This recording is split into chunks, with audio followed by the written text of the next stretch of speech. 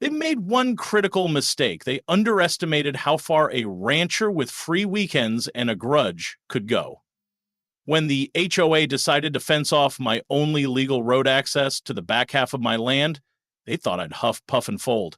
Instead, I built a toll booth so profitable it paid for my new tractor.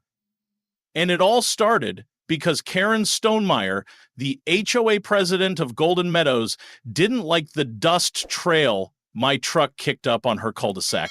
My name's Wyatt Blake, and I'm what happens when Texas grit meets suburban pettiness. A couple of years ago, I inherited a slice of land just outside of town, a modest ranch with livestock, solar panels, and one heck of a view. The only access to the far pasture ran through a shared private road, one that looped behind a newly built subdivision governed by a particularly aggressive HOA. But here's the thing. That access road was legally documented in a county easement that predated every one of their vinyl-fenced cookie-cutter homes. Still, it was only a matter of time before someone with a clipboard and superiority complex decided my presence was unacceptable. Karen. She had the haircut, the sunglasses, and a Lexus SUV with a license plate that read H0AQP1. She caught me driving through one afternoon, rolled down her tinted window, and said, "Excuse me, sir, are you delivering feed or something?" I blinked. "No, ma'am." "Huh, I live just down that road." "Wyatt Blake! Ugh, I thought that road was private." She smiled like a vulture who just spotted an injured squirrel. I smiled back, half polite, half annoyed. I've got easement rights." That was our first encounter. Things spiraled faster than a squirrel in a blender after that. A week later, I got a letter on official HOA letterhead informing me that for the safety and privacy of residents, a new security gate would be installed on the shared access road. It mentioned something about enhancing community aesthetics and unauthorized through traffic, which I'm pretty sure was code for, "We don't want your muddy truck near our yoga moms." I called the number on the letter. It rang 5 times before a chirpy voice answered, "Golden Meadows HOA, how can I help?"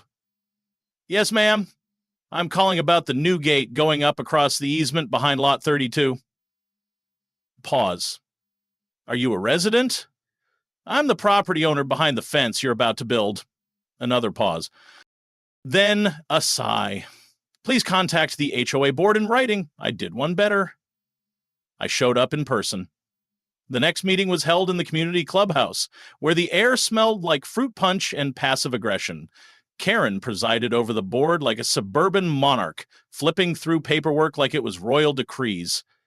I stood up and politely explained that they couldn't gate off my only legal route without violating county land use laws. Karen adjusted her visor and said, "Well, Mr. Blake, you may have used that road in the past, but we believe it's no longer compatible with the neighborhood's evolving needs." I asked if she'd read the easement. She smirked and said, "We've consulted legal guidance. You'll still have access. With a special access pass." That pass turned out to be a $3,000/year gate card and a clause that allowed the HOA to revoke access for community disruption. I read between the lines. They were going to choke me out until I sold. I didn't yell. I didn't threaten. I just stood there in my boots and Wrangler jeans, nodded once and left. But something shifted in me that night. I wasn't going to roll over. I wasn't going to be bullied off my land by someone who measured power in newsletter font sizes and pool access cards. No, I was going to go full petty.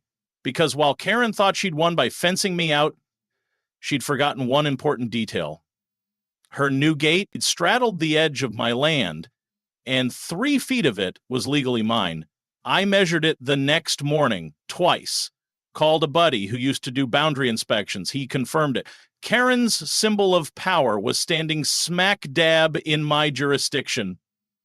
And I was about to put it to work. You see, if they wanted to charge me to use a road I had every right to, fine.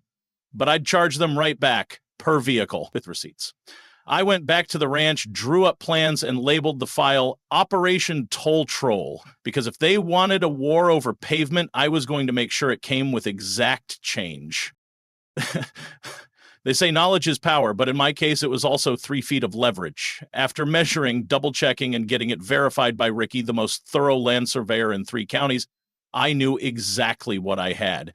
And I planned to use every inch of it like a legal crowbar. But Karen, she wasn't backing down. In fact, her next move was so confidently absurd, it could have qualified for a Netflix drama titled Gated and Delusional. 2 days after the HOA meeting, I received an envelope via certified mail. Inside was a laminated temporary access card with my name misspelled, Wyatt Black, which honestly sounded like the villain in a spaghetti western, and a